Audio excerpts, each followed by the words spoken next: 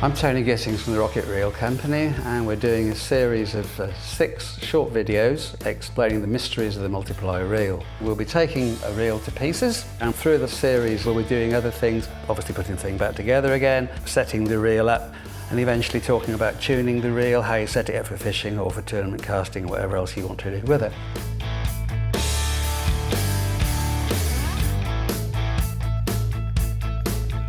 The story of the Rocket Reel Company goes back to our very early days when we made a little discovery a long time ago, 26 years ago, and brought out rocket fuel. Those were the days before we had mag controls, and what we discovered that with the use of rocket fuel, we were able to cast a multiply with 2 little brake blocks using rocket fuel with spike lead, 3 hooks into a headlong wind all day long. It seemed revolutionary at the time. Obviously since then, times have moved on. We've increased our range of products. Tournament formula, obviously for casting tournaments, very light. Red Label, which is a thicker consistency for the larger reels. Very good for 7, 8, 9,000 sort of reels. Amazing the casting performance you can get out of those sort of reels using this stuff. And our liquid grease that we apply to the gearing.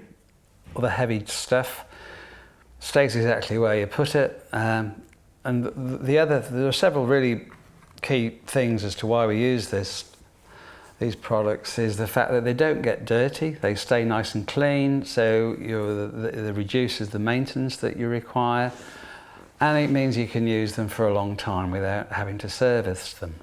Subsequent to the lubricants, because of our association with tournament casting, we heard about some guys that were trying out ceramic bearings. So that was our next foray we got into. Ceramic bearings, we did an awful lot of research. We went all around the world to try and find the best suppliers of these that gave us the best performance. Interestingly enough, ceramic bearings were originally brought out for use in dental drills that can rotate at between 450 and 500,000 RPM, which is pretty quick and a lot faster than any caster is ever going to achieve. But anyhow, they do work very well. Consistent performance. Obviously ceramic balls, they don't get rusty either. Coming off from there, we went next into the world of lightweight spools. It's nothing new. They've been used by Primo 11As in the 30s. They were used by some of the top casters in the 40s. But the same principles apply. The lighter the weight of the spool, then that means less braking at the start of the cast and potential for an increase in distance.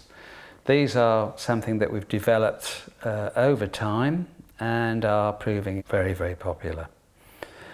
From the spools, the next stage was, well, why don't we build the reel? So this was the first one, not the very first one, but this is the TGF1.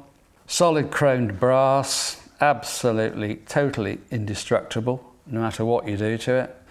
But it is very heavy. So for the tournament casting fraternity, we then brought out a range of the lighter aluminium reels in the 2 different sizes to cater to the 4 general classes, 100 gram, 125, 150, 175, that the boys use to cast over grass.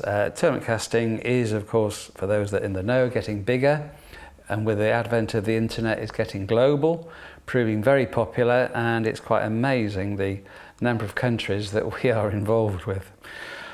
Right, so we got the different sizes of reels. These are the lightweight ones. We sell all the component parts separately, so you can buy all the cages. You buy the blue ones in left-hand wind as well as right-hand wind. These are our brand spanking new ones, which are high corrosion resistance, nickel plated. Everything, as you see, made in England, which we're very proud of. Well, I'm based in Lowestoft, and they're made just down the road by a very high-tech engineering company. We make the cages, the end plates, the spools. So yes, we try and make everything locally. We can control the quality of it all. So we like to think we're moving in the right direction, and most of our customers that buy the reels, for some reason or other, come back and buy another one. So that is all we really want to do.